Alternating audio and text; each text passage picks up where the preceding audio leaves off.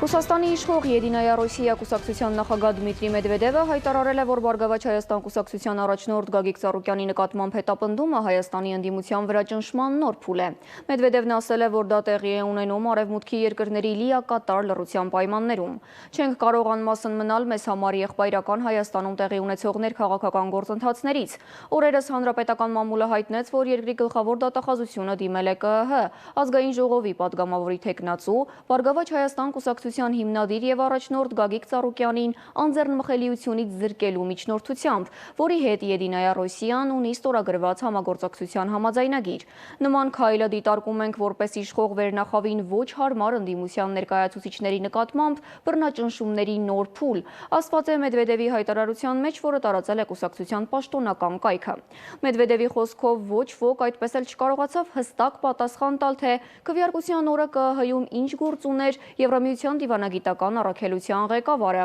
Հավանաբար հետևում էր ընթացակարգերի ժողովրդավարականությանը կամ էլ անձամբ էր ցուցումներ տալիս, թե ինչպես պետք է մշակել ընտրողների ձայները, որպեսզի Բարգավաճ Հայաստանին զրկեն խորհրդարան անցնելու հնարավորությունից, հակառակ երկրի քաղաքացիների զգալի մասի կամքի, նշել է Ռուսաստանի անվտանգության խորհրդի քարտուղարի տեղակալը։ Մեդվեդևը շեշտել է, որ Ռուսաստանը Հայաստանի իշխանության իրական մտադրությունների մասին կդատի նրանց իրական քայլերով։